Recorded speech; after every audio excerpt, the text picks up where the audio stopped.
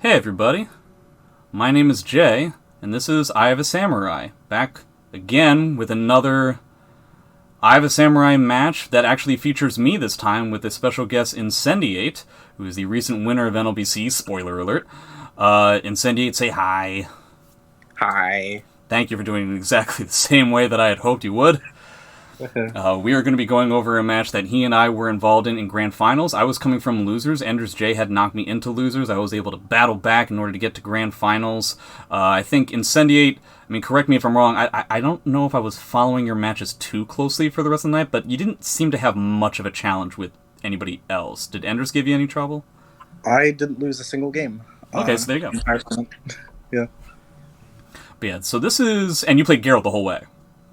Only Geralt. I've only been playing Geralt for the past almost month now. Yeah, this is your 17th main character, if I remember correctly. 14th. Okay, so 14. You bumped it up a little bit, getting people excited. I appreciate it. But Amy versus Geralt, I talked about it at the end of the stream that this occurred on, that I said to you, I'm very excited to play against your Geralt, and if you end up beating me in a matchup like this, I will be very impressed and surprised. And that's exactly what happened. I find this matchup, just me personally, I find this, it's definitely gotten easier after Amy got the last batch of nerfs that occurred. But I still think this is maybe one of Amy's easiest matchups. I think this is very difficult for Geralt to win. I think when Amy does not have roses, she is better in the frames. I don't find Geralt to be particularly great at dealing with I-10 characters. Amy is one of said characters. I don't find his mix-ups to be stronger than Amy's. Few people are. The defensive mix-ups, this actually is probably like one of the closest matchups in terms of defensive mix-ups. You do have a universal gigantic window parry, but I still feel like defensive mix-ups are in my favor. And then when I get red, I also kind of have damage in my favor, so it's very tough for Geralt to... He can't necessarily play offensively, that's my field, and then when I get red, defensive game plan is also my territory, so it's really tough. I don't know how you feel about it. I completely agree. I definitely think matchup is in Amy's favor. I think in general, as you proposed before, I-10 is definitely the theme of what Geralt struggles with. Simply because his frame data is so gentle, +2 and 4. You can Gentle is a very diplomatic way of saying it. Yeah. So definitely contesting him becomes simpler for those kinds of characters, but I don't think that's everything. This game is really but barring a few, this game is very generous on what it allows characters to do to each other. Pretty much every character in this game is versatile and capable of winning a tournament. Yes, for sure. Which I think is why that stuff like this can't happen, right? Matchups can only go so far, especially at the top level when even though both players are so good at exposing or rather exploiting how good a matchup or how bad a matchup can be, it isn't game deciding. It just makes it so that you have to play different or untraditional, I guess. Do you have an overall game plan that you go into this from fighting Amy specifically? Is there something people outside of the Discord that shall not be named will know this about you, that you often find it quite frustrating bouncing from Amy to Amy, seeing as how Amy can be played in such different fashions that playing against one Amy very much does not set you up for playing against a different Amy? So do you find that there are specific things that you do in terms of the character matchup for Amy specifically, or do you rather just work off of the player kind of matchups, like what you know about the person you're playing against? Or both? Definitely a little bit of both. I would say mostly, unfortunately, just because Amy's such a powerful character and she's so good at truly conditioning a player. Yes. I think I have to pay more attention to what the to what what necessarily I would say what the player is doing, but it's more so the character because of what the character is capable of. So when I have frame advantage, and I want to push against Amy, I have to think about the auto GIs and her evasiveness and all these things, and I have to consider my risk reward if I really want to press this tiny button at +2 and perhaps give her a bunch of damage. Maybe it's better to wait. Very often, specifically, Amy will give me that layer of thinking where I have to really pay attention. Yeah, I think that's kind of unique to Amy just in general across all matchups, is that her defensive mix-ups are so strong that it really doesn't matter. Geralt is kind of used to not necessarily being in control even when he hits somebody, but that is super the case against Amy for all characters. Yeah. And again, in terms of players, I actually haven't really had I haven't had the pleasure of fighting CJ with my girl. I don't think so. Interesting.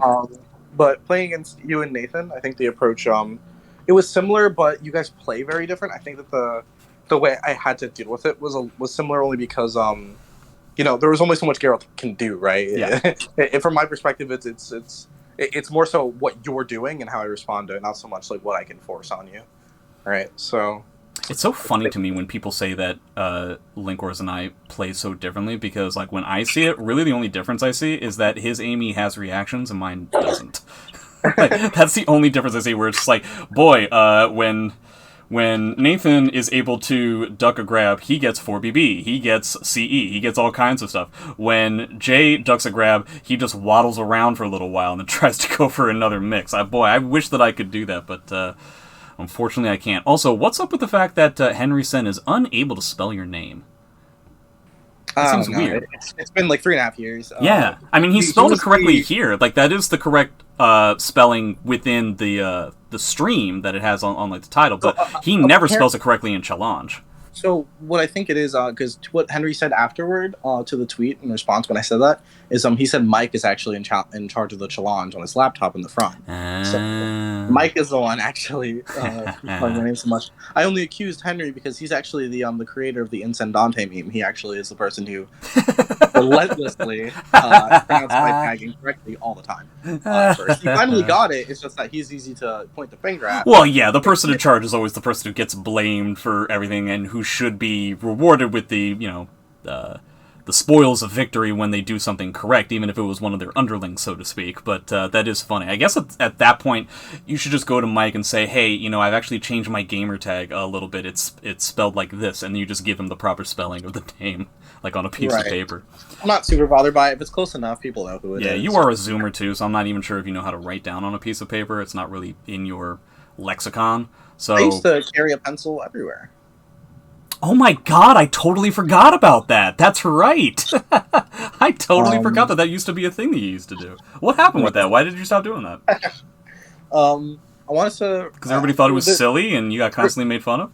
I liked it as a style choice. However, I wanted to rely a little bit less on... actually, a part of it was some advice that you gave me at one point. I didn't know you had a real answer to this bullshit question.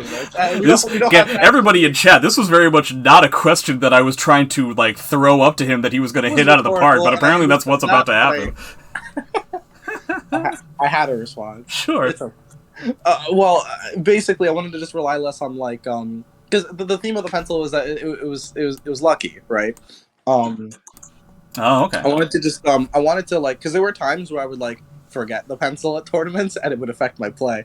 So I separated it because I didn't want to have more possible inconsistencies in my performance, right? So I just simplified things. I just didn't want to make it so that things out of my control would make me more nervous or something, right? Because I have really heavy tournament nerves. I get really anxious playing in tournament. Yeah, I don't know anything about that. No. Yeah. It's so funny to me that I'm sure the people in chat and I'm sure the people who will be watching will really want us to get to the match, but I do have to ask, what level would you say superstition takes a part in your game plan? Right before and or right after a set? Because you definitely have... it seems to me like you have certain playlists that you listen to, that you're taking checks of certain ritualistic kind of things that you do. Yeah, no, it's a 10 out of 10. There's tons of superstitions and stuff. Interesting. Many things that go into me trying to be consistent. I wonder how many people are like that. I have gone out of my way, almost like a superstition of mine is to not have superstitions. I've gone out of my way to try and make it so that every single match where I walk up to the setup and I'm about to play in a tournament match, I try to treat it like every other match. Meaning, people have told me, yeah, if you get really nervous, just put in your headphones and pick a particular song. For one, I don't want to do that because if I lose, then that song is now tainted. Now all I'm going to think about is that I was listening to this song as I lost. And for two, if I don't have my headphones on and I'm about to play in a tournament game. And I'm just like, okay, I'm about to play in a tournament game. Gotta put my headphones on. Gotta put up the song. Gotta make sure it's the right song. Gotta make sure it's gonna be the right kind of song that will go into the next song, assuming I don't have the chance to change it in between matches or whatever. I gotta do this. And all that time, like, me doing all of that will actually make me more nervous, because I'm like, this is important. This is a thing I have to do. Here we go. Let's get like, all that stuff just kind of... But meanwhile, like, what you see me do at tournaments all the time is that I just kind of, like, lazily walk up to a set. I'm like, okay, well, here it is. And that is... I'm pointedly, specifically trying to do that in order to not create superstitions. Mm-hmm. The only thing that was a pseudo-superstition I didn't tell anybody about was that one Winter Brawl I won. If you remember it, every single match, literally every single match, I played on with a particular chair. Side. Like, I always played on the same side. Like, it didn't have to be the same side on the screen, but it was always the same chair. It was always the same seating. And it wasn't intentional, but I just noticed that oh wow, it's like winner's top 4, and I'm always on that side. And so I found I got a little bit of a, when they would call my name, I got a little bit of a hitch in my giddy up in order to make sure that I was at that part of the station.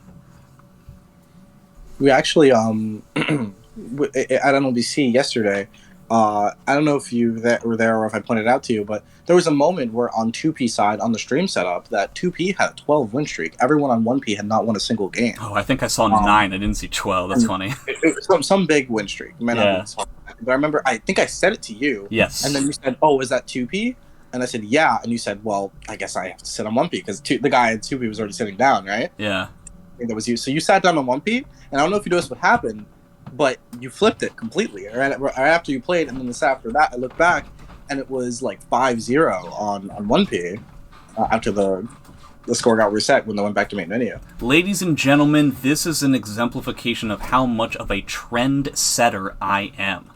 So you can, if you have any superstitions as to whether or not something is going to work, all you have to do is be around me, and I'm kind of like, you know how like casinos will have a cooler who will just sit down and who just happen to be unlucky, and that amount of unlucky can then spread to other people?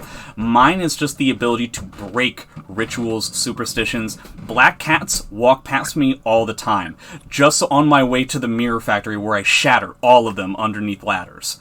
And everything's fine. I don't have any kind of, as a superstition breaker. But in any case, I think we have dawdled way too much, and we should actually get to the match.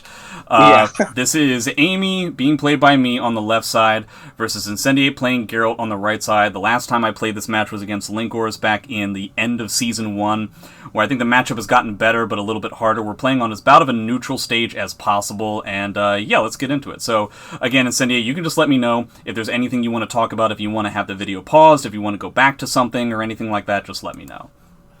Okay. Yeah, Amy versus Geralt, it's going to be all about neutral. Very unfortunate that I didn't get that 2-2B with punish. Obviously, I am scouring for all kinds of Rose opportunities.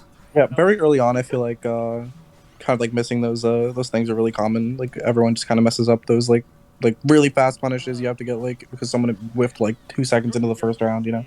I totally forgot just how much Geralt REK ends up pushing you out, so where my best backdash killer was still not able to catch your backdash. Yes. This is already in the kind of an adaptation that I was able to see, is that you're very active when I have like a standing reset at a minor amount of plus frames, and very similar to Ender's J, who I had played just before this, it tends to be that on knockdowns and stuff you tend to sidestep, so I was able to go with like the full crouch A+Bs. That's kind of where I confirmed it, where we had like this heavy, we're both just hard sidestepping here, and so the best way for Amy to get roses in that situation is the full crouch A+B, which you don't see me do against a lot of people, but I'll do it here. But yeah, it is definitely important to apply in these situations where someone is moving that much.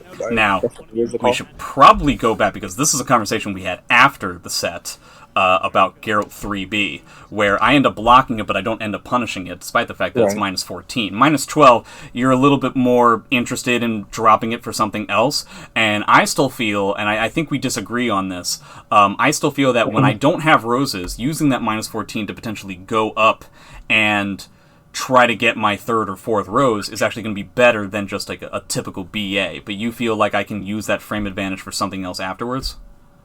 Right. I was saying that I would I would definitely agree with doing the mix-up post-punish, like doing your BA and then going for it. I know it's a little bit worse, you're not as plus, but you're entering the same amount of layers when you're punishing 3B with a mix-up. Yeah. In my opinion. Like, for example, as Geralt, like, if you're plus 14 for blocking my 3B and you are in the range for immediate 3B 1B, that's 4 to 6 frames. I only need 4 to Yrden. Like, if I start doing 3B into Yrden on block, I'm beating both layers of your mix-up. And sure, you can wait, but now you just added another layer to this move that is punishable and you were already guaranteed damage in the first place. Yeah, if anything, I would actually be interested in the idea of developing the meta to the point where 3B on block into the parry is going to be a thing that I'm going to have to worry about, because at that point I feel like I would have administered a certain level of either brazenness or desperation in my opponent that I can potentially use later on. But am I putting too many layers into it? Yeah, that's possible. Mm-hmm. This is one of the things that I find in Geralt and a variety of other characters very, very typical, is that I don't find that Geralt is that fantastic at mixing up hit levels within his pressure. It's really just kind of like mids into mids. It's almost always mid, yeah. Yeah, so mid parry is actually especially very difficult for Geralt to, more so than other characters, is very difficult to he usually get around. plays around it with timing, not with hit level. Yeah, that kind of sucks, because every character can play around it with timing. Right, But yeah, like, a character like Taki yeah. can just like wing stuff over and over again, and I just might be wrong to the point where like that'll be enough. And this is a perfect rendition of why I am not Nathan. Linkors constantly talks about how great Amy CE is for whiff punishing, and I wish I could find it. I wish I could understand it, but it's just so small. I don't see how people do it. Like, I simply don't get it. This was going to land. I was like, when I saw it, and I saw, like, I went through the animation, I was like, in terms of timing, I definitely had it, but in terms of the spacing, I was like, I give myself a 25% chance on this. Yeah, I also think it was, I know that super is a lot easier to whiff punish with, but you were already moving. I feel like pressing 2-2B yeah, probably was definitely fine as well, but the small optimization. You are content with losing your meter there and spending it to guarantee the whiff punish. You just didn't expect to be out of range, right? Self-lats for my Twitch chat. Oh yeah, let me talk about this first. Yeah, never press back turn B plus K on me. Nobody presses that move on me. I am no. But I'm setting it up. Nobody presses back turn B plus K on me. Nobody presses it more than I have in my career, and nobody hits it harder than in my career. But I ended up winning an entire round because of your brazenness of back turn B plus K. You also got the lethal hit off of this parry. Yes, I did, but I also hate that lethal hit, so I wasn't interested in having it. It's insane. It's not that insane. It's like an extra 10 damage. It's an extra quarter bar. Oh, pish pot! Like, I need more meter. Like, that's not a problem that Amy has. Well, and that's assuming I get the combo, because I have to completely change my input for the combo. Like, I'll forget that I have this lethal hit, and so 2-2B hits, so I'm immediately hard pressing 6-6 for 6B plus K, and then I have to straight up switch it to 4-4 for the unblockable, hoping that I did it correctly. I would much rather it's not involved, because it makes somebody with bad reactions like me have a real tough time. But I do want to mention... Go ahead. Saltflats asked, does BA leave the opponent's side turn? It does not. You're thinking of AK. BA does not inherently leave the opponent's side turn, I don't think. I don't know, actually. I thought AK was the one that leaves them almost back turned, and then BA leaves them side turned. Oh, I hope I'm not lying. I mean, if you punish the 3B, we'd see the BA and be able to check. Now, this was definitely a big-time tale of the tape, something that ended up being a crux of the matchup, which was my AMS typically guaranteed type pressure here getting parried. Is this something that you thought that was going to be something that was going to happen a lot in this match before it even started, or was it a spur-of-the-moment type idea? It was not premeditated. I reacted to AMS and wanted to beat every option but wait and A plus B. Right. Yeah, AMS into nothing is almost assuredly never happening in that spot, because if I'm going to do that, then I would have just done 4B as like a force block on that. So that's definitely not going to do it, and so effectively I have to hard read for AMS A plus B to work. Now, if AMS A plus B is the way that I go, then you're going to die. But it beats everything else. Sheesh Louise. Oh, and this was really funny. I think the commentators were talking about it. I think this happens multiple times if you just do not get the wall bounce, which would have effectively given you a ring. Now, why weren't those occurring? Was that Amy specific, or was that there's some other property that made it so that the wall hits weren't occurring on this combo? So I did some labbing today, actually. And I remembered it after the match as well that I'd already labbed this. I just forgotten the results, in all honesty. So corkscrew wall splats, meaning horizontal mids and highs that wall splat from like far away and have like a fixed amount of frames on the splat, they are much less consistent on half walls. I see. I found that I thought I understood it at first. I was going to describe it incorrectly yesterday. After labbing today, I found out that it is actually a chance. Just a straight up variable chance that you cannot pre-plan. It is simply a chance. And get this. Now, I don't know this for sure, but within my testing, and it was a lot of testing, it increases in chance if I get a counter hit in the 4-4K, which isn't possible post-Iriden. And it increases in chances more if I do it in a combo that has a stun, like 4B lethal hit. Just to confirm, when you say that it increases the chance of it not working, or the chances of it working? The chance of it working. Working, okay. It would appear that it worked more often when I had stun involved, which the counter hit applies. So post Iriden, as we had here, it was a normal hit 4-4K, so it just didn't wall splat. So effectively a lot of mystery properties going on with this that ended up giving me multiple chances to try and get back in this set. Right. I could have chosen an alternate route to ring out in that specific spot, but fortunately just thought that one would work. This is another situation that I kind of wish that I was better at. Not only do I only get a 12 punish, which is just because I played a lot of online ranked, and unfortunately, it's gotten into my game plan where I take all of my punishes and I minus the frames by 2. So anything that's minus 14, I'll go for a 12. Anything that's 12, I'll go for a 10, something like that, because online soaks up kind of a lot, and it can be very frustrating when, like, Cervantes does, like, a 3B on block, and I try to do 6BB, and he ducks it, and I get killed. Like, that can be very frustrating. So, unfortunately, I do have to admit that online and ranked specifically has kind of killed a bit of my punish games. Definitely something I have to work on in the future. Someone who's played ranked as much as you. It's hard to find people who have played ranked as much as me. This is something that I noticed was happening a lot in the first round, and I think it kind of cooled down because of the lack of success, but were you attempting to use these grabs as kind of awkward times? Because Geralt's grab range, I think, is like the 3rd or 4th best in the entire game. Were you trying to use these as effectively a neutral tool to potentially try to catch me out of something? I was using them as counter hit tools, yeah, basically to because the extension of your hitbox will, happen. You'll get closer to me if you try to attack me. Mm-hmm. So if I delayed this grab, it may possibly have interrupted your AA. Yeah, I feel like that's not necessarily a good plan against Amy specifically, seeing as how so much of her options end up tech crouching her anyway. Tech crouching, yeah. So it was risky, and I was aware of the risk before. Definitely against Amy, it's going to be less successful.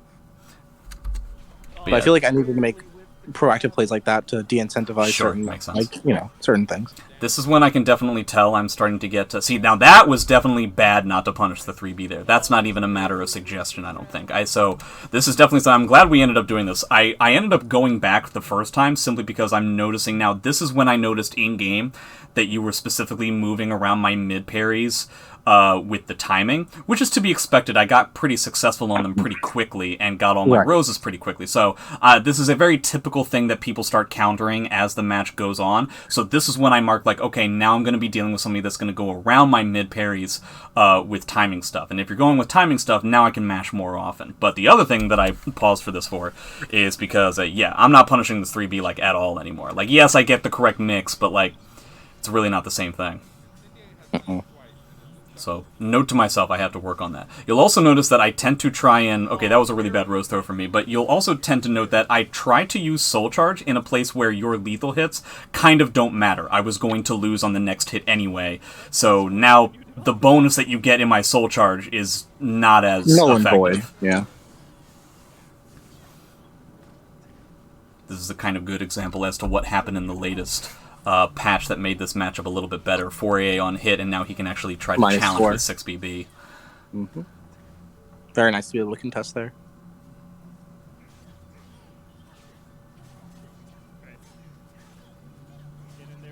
Oh, maybe I did. Maybe I'm giving myself too much credit. Maybe I didn't see the timing on the mid parries.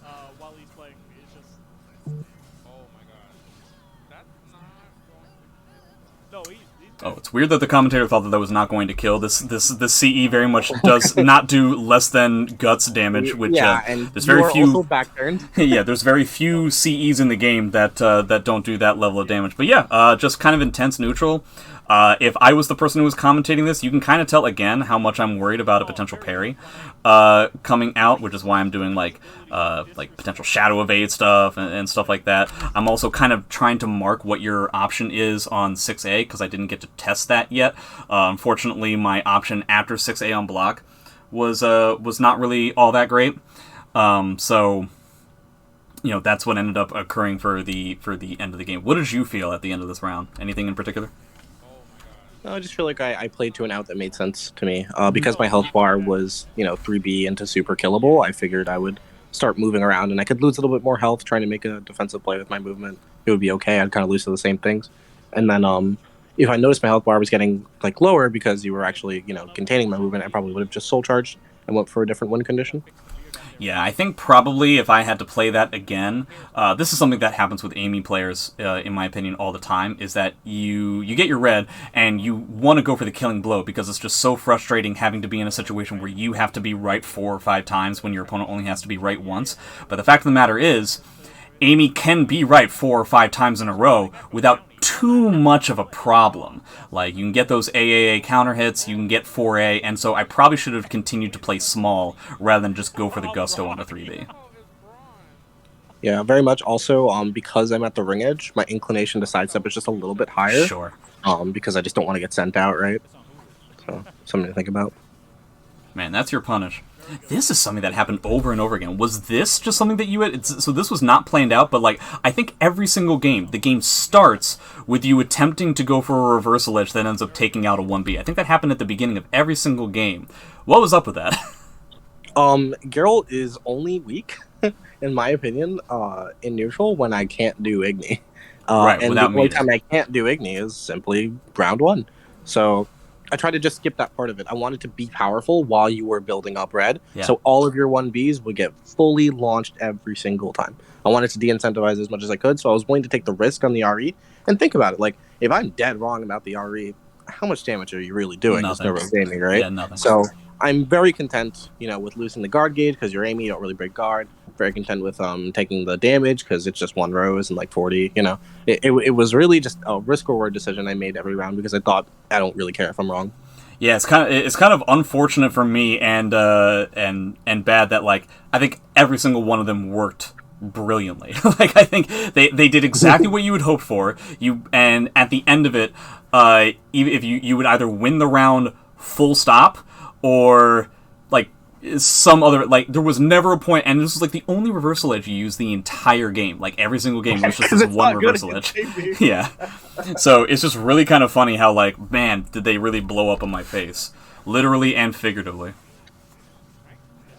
Yeah, using RE strategically against Amy past that point, I think is worse than most. It's not the easiest thing in the world. Yeah, her mix-ups are really the things that her hard mix-ups are the way that she gets hit by reversal edge. Any of her normal neutral tools, it's very difficult to try and use reversal edge against the character. It's a little bit easier now with 3A being quote-unquote RE unsafe. But yeah, you guys can see Incendiate hard sidestepping against Amy without roses is one of the things that I talk about constantly that you have to be doing. Yep. Also, thought I'd ask, I don't know if you wanted to change your stream title to better reflect what was going on right now. I probably should have, but now it's too late. The title of the video will be appropriate at the very least. I did not think that was going to hit you standing. Did you notice that 3B hit normally? Yeah. I would have super. 2-2-A is actually kind of an odd situation there, where that's actually a relatively typical thing that ends up happening, actually. Yeah, it's a very slow move, but I thought it was all air hit. Right, yeah. The whole time. Am I wrong? Is that not -12? That's -10. I don't know why everyone thinks it's 12. Just looks like a -12 thing. Yeah, no, it's a low, but I just think it's funny because everybody tries. Yeah, everybody tries. Oh, this is going on YouTube. I'm going to get copyright stricken for my beautiful voice. You're just going with the hard side steps. Mm-hmm. And once again, should have lost. This could have worked. This one could have worked. Yeah. But This is the kind of punish that I get off of something like that. I end up being wrong on the... And again, as again, like I said, I'm specifically trying to use Soul Charge in places where the benefits that Geralt gets really don't matter. Right, at this point, you were one shot to everything. Yeah. And once again, man, oh man. Reaction to AMS, yeah. Just forcing you to AMS A+B. Now, I wonder... I was in Soul Charge here, so for what I could have done was B2B, which I don't think you would have had the time to get up and parry before the initial B2 would work. By the B2, and then I would have had to block the B. And then now, the reason why I didn't do that is because that will lose to somebody who's just rolling on the ground. You'll get hit by the B2, and then I'm over there, and Geralt probably has enough range to punish the second hit, so that's why I ended up not doing it. Aware of that, I could raw Igni you, but that's a bit much. It's first B2B of the game. Yeah. I don't know if I'd have that down personally. Plus, very difficult for me to consider B2 as a thing, seeing as how it is a pretty linear move, and basically what I've been dealing with this entire set so far has been mono sidestep. So it can be difficult to feel like that's the way to go. I probably should challenge there. I wish I could have gotten a better punish can be difficult to challenge, but definitely the string isn't that scary unless you have 2 bars. When in the situation you did, I don't blame you for not challenging. Man, you tried to pull off that 1B so many times, and I think it worked like 2% of the time. Yeah, 1B was... we were both not really allowed to use verticals in this set. Man, these techable knockdown wake-up situations went so badly for me. I honestly feel like that's the main reason why I lost the set as badly as I did. That, like, the parries, tech forward into 4B, like, I was just wrong on all of these. If you just change the mix-up I went for ever so slightly, those situations could have been widely in my favor. In fact, I'm betting that's what I'm thinking about here.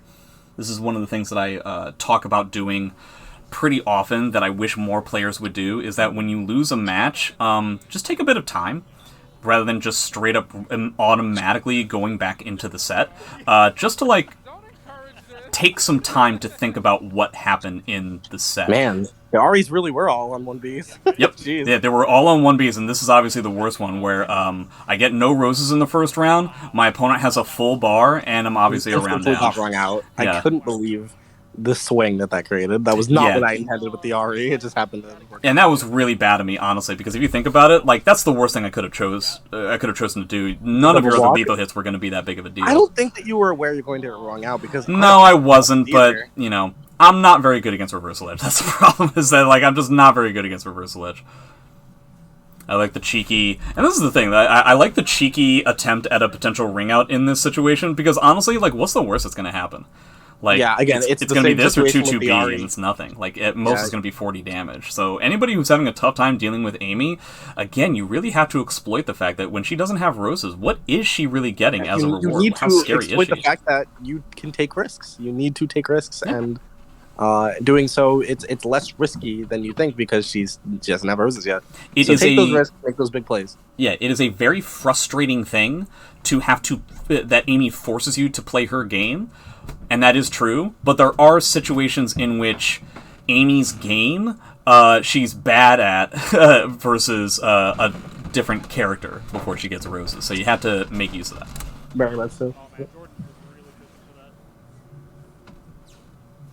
Yeah, you can see me kind of like trying to like tone it down, trying to play it a little bit more slowly. But again, just like the hard sidesteps when the character doesn't have roses, that's definitely the way to go. And at this point, yeah, I appreciate the fact that you're, like, backing off. It makes total sense to me. I am getting unlucky in my mixes sometimes, but that's not necessarily why I'm losing in this kind of state. At this point, it's kind of all falling apart. The way that I would typically try to make a comeback in this spot would be to use meter. Can't necessarily use that. Hey, that's the thing. The thing happened. What thing? What happened? Good dad. But yeah, as people saw, I ended up getting a ring out the first time I got back turn B plus K, but the game knew, again, that you're not really supposed to use back turn B plus K on me, so even the fact that, yeah, Incendiate, like, hard read it, he really doesn't get any sort of, reward whatsoever. Yeah, at this point, yes, the comeback that you're gonna get on my potential soul charge is gonna be big, but I'm kind of desperate at this point. Mm-hmm. Man, you were so grabby. I was very grabby, yeah. Set. Oh my god. And is that it? Wow. Very tip. But yeah, that ends up sealing the deal. Pretty convincing. It honestly felt a lot closer as I was playing it. But yeah, at least in terms of my own takeaways, the things that I have to get better at, punishing 3B. I don't necessarily, for one, punishing 3B, at least in my opinion, is a very difficult thing to get used to online. And unfortunately, at this point, online is kind of dictating a little bit of what I'm doing. Realizing that my opponent is going to be totally it's not even necessarily Geralt specific, that people are going to be more interested in using Reversal Edge against me when I don't have roses, because I'm obviously going to go for mixes that are already unsafe. But especially a Geralt, a meter-dependent type character is going to be doing that a lot in the beginning of the game. Sophie? Grow, Yoshi, Sophie, yeah. So that's definitely something that I have to be thinking about. But what were your overall takeaways from it? Did you just feel affirmed and validated that what you were doing was correct, or were there different tweaks that you were able to see in the middle of the set that ended up working out well for you? It definitely felt kind of like just playing, but in terms of the more like intricate thoughts on the matter, like again, I was just paying very, very close attention to what exactly Amy was doing. Mm-hmm. Again, like reacting to stuff.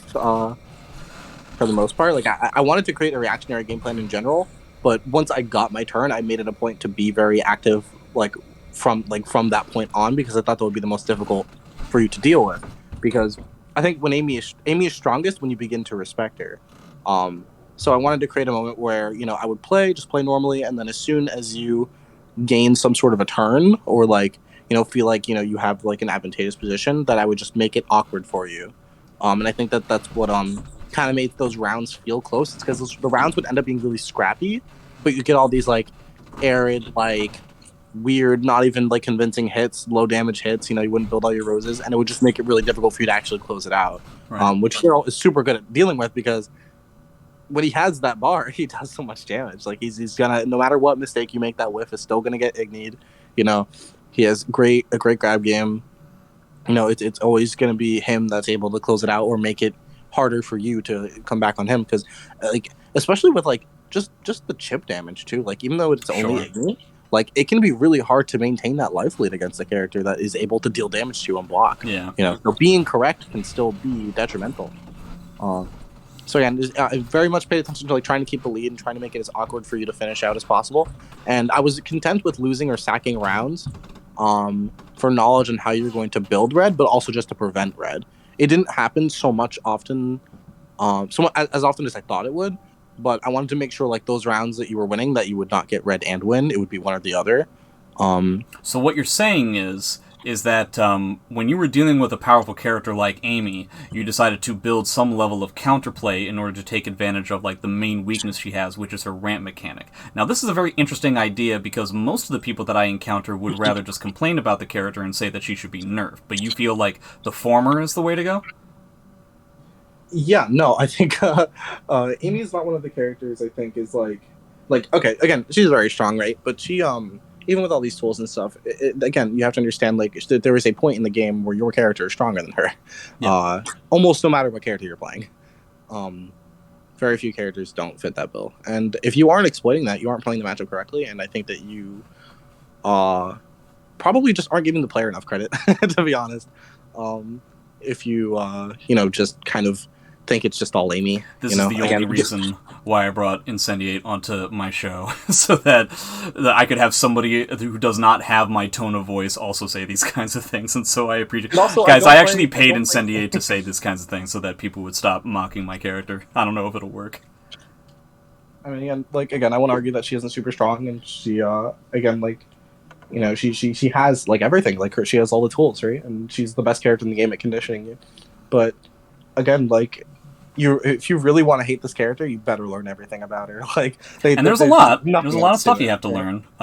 There's a lot of matchup specific kind of stuff. So and that can be tough. That's one of the hardest things about Soul Calibur 6, in my opinion, is the fact that, as you were saying before, this game is incredibly well balanced at this point. Every character has potential to win a tournament, which means that you have to go into a tournament expecting to play against every single character. I have played now 3 different versions of Soul Calibur competitively, and that was very much not the case in 4 and 5. In 4 and 5, you only needed to learn how to play against kind of the top half. In Soul Calibur 4, maybe the top third. 12 characters, and you would basically never see the other ones. Yeah. You would just fight against Alpha Patroclus and Viola all of the time. So it was much more important to 100% know every single intricate detail of every single possible situation on those 2 characters, rather than knowing anything about the bottom 5 characters. It was pointless to know anything. You would never see them. So, yeah, definitely. This is, I think, a very good example of typical anti-Amy, utilizing the advantages that you have when she does not have red roses, forcing a situation to make it very difficult for Amy to win and get red roses, having to choose between one or the other. Typically speaking, Amy will still potentially try to win rounds, but that means she can potentially go into the very last round as no rose Amy, which is always something that is on an Amy player's mind, very scary. And they're just trying to make situations awkward as much as possible, because she does force you to play her game, but there are situations where your character will do enough damage to where her game is actually out of her favor. So I think very well played overall. If you have anything you wanted to talk about this set, NLBC, anything in general as final thoughts, by all means, let me know. Not really. For those of you who have been enjoying seeing my girl, I intend to keep playing him. Just gonna keep testing him as much as I can. As actually, very funny that you're here, Jay, because this was an experience I had semi-recently with a couple months at least ago, where I intended to bring Ivy to Frosty Faustings. Yeah. I was trying to be a little bit more optimistic about her current position in the meta. I was thinking, maybe she isn't as bad as I think. I'm going to try really, really hard this month. I worked on her for like a full month. Really try to just consistently play her, try to figure her out, and it didn't work. I think that because my main goal, not only to be one of the best Soul Calibur players in the world, but also I kind of like the idea of being able to beat everybody with one character. I like the idea of not having to swap, because I want to adapt rather than allow my character to make me play different. So I wanted that for Ivy. I thought I could maybe do that with Ivy, but I don't think so. Unfortunately, I think Ivy specifically, even more so than some of the other characters that are lower to the bottom, in my opinion, her matchups really fall apart, especially against some of the best characters in the game, the characters that you're going to be dealing with the most. And that just sounds like and I think I told you at the end of that NLBC, like, I don't think it's worth it to try and have this character. When are you really legitimately going to be taking this character against some of the characters that Ivy completely falls apart against? Like, are you really going to want to do that? And if you're not going to do that, then you might as well just stick with Xianghua. Right, and again, that is what I ended up doing, right? And I won Frosty Faustings. With Xianghua, I played one game of Ivy, I think, the entire tournament. And me losing to you at that tournament made me think, okay, well, it's obvious. The game isn't being changed. Xianghua is in a fantastic position right now. Let's keep playing Xianghua. And that's what I did. I played her at Winter Brawl. I kept playing her in all these tournaments. I was doing really well in the online tournaments and stuff. And I decided I'm not really having as much fun playing this character. I love Soul Calibur 6. I love winning. But I was not enjoying Xianghua as much as I wanted to. And I wanted to explore other options. So while still playing Xianghua a little bit, I started going back and working on my girl. Because I played him before. This wasn't like just a random pickup. Yeah. I played him before. He was my third most played character in ranked. And it's kind of funny because I don't know how you feel about it, but talking about the bounce between Ivy and Geralt, since the pandemic, obviously the overall meta of the game has been predominantly online. Parsec is Parsec, and that's nice, but I still consider it more so to be online than I would consider it to be offline. And Ivy, I think, is one of the characters that benefits the most from online gameplay, and I think that Geralt, above and beyond, is the character that suffers the most. This was what was so like clarifying to me about losing to you, is because my success with Ivy in practice was really high because I was playing her online. Sure, and I was very aware. This wasn't like super surprising. Yeah. This is why I wanted to test her offline, but I was, while winning online, thinking like this could work. And I honestly am glad that I really went out of my way to make sure I tested her in an environment where maters would be held, because again, like. I knew that was where she was going to be really tested, right? Where my Ivy would, really be exposed for like what exactly she is. And when I fought you specifically, I thought, I don't know how to play this. It's really funny if you think about it. What would have happened if you had just beaten me, and then you would have gone with Ivy at Frosty, which I think would have been the bad choice. Playing Ivy and probably lost. Yeah, that's crazy. So you're welcome for the Frosty Faustings Championship. It's a beautiful trophy. I never got to see it. You should show it. Did Oh, you really? did you do a think tweet I on it? posted it. Maybe I missed the picture or whatever. Yeah, I think I'm holding it in my pinned tweet. Anyway, so yeah, what my original point was when I mentioned Ivy is again, why I started playing Geralt is similar, except the success I found online I also have been finding offline. And I'm having more fun with Geralt than I am with Changhua.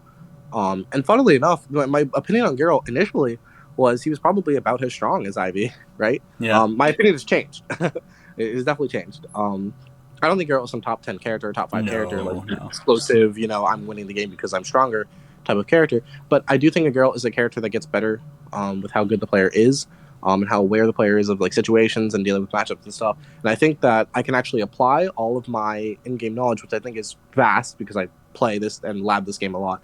I could truly apply it to 100% with this character. And that's why I think I'm having the most fun, is I could finally just express exactly how I want to play the game.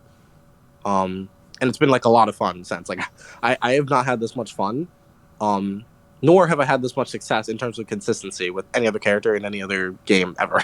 So Yeah, I'm happy to hear it. Yeah, Obviously, as I think I said at the end of the tournament, I think I am one of a small handful of people that actually enjoys Geralt gameplay, but I'd also be willing to bet that a large amount of people are happy to see any character except Changhua actually do well in a tournament. I think the online meta has definitely made it so people think that Ivy is an incredible character and Geralt is absolute garbage, and I think that that's just come from the fact that the pandemic has shifted the meta to such a degree and that they also think that Changhua is an overwhelmingly powerful character than most other characters, which I wouldn't necessarily agree with. and it's funny that you mentioned that because Shanghua's consistency between on and offline seems to be pretty similar, right? Yeah. Like all the Changhua players that do well online, which is pretty much just me and Zeph. Yeah, the two of them. We do fantastic offline. So it's funny because when Ivy's doing amazing online and does bad offline, and then you look at Geralt, you would think, it probably follows the same pattern, right? Like Geralt is bad online, so he's probably really good offline, and I think that's exactly what it is. I feel like if you've never fought a good Geralt offline, you should, if you get the opportunity, because it's so hard. Like, where are you going to find them? Sometimes it feels really, really oppressive, and it feels really hard to win. But of course, yeah, I think they're few and far between. Like again, finding a good Geralt player is literally you need to take the group of people who are good at the game, and then shorten it to the people who want to play Geralt. Yeah, which is a very filtered set of players. So yeah, I think that's the overall takeaway from this video is try more Geralt. Geralt sucks online, but like try to play it amongst your friends when you actually get the opportunity to play offline, because that is a very big deal and it's a lot more fun, and the character is actually viable to the point of powerful in an offline environment. But let me see if I can wrap this video up nice and tightly. Thanks very much, Incendiate, for joining me. Thanks for everybody in the Twitch chat for joining me, and anyone and everyone who is watching this on YouTube later. So that is going to be the next Eye of a Samurai all wrapped up, and I will see you guys next time, and thanks very much.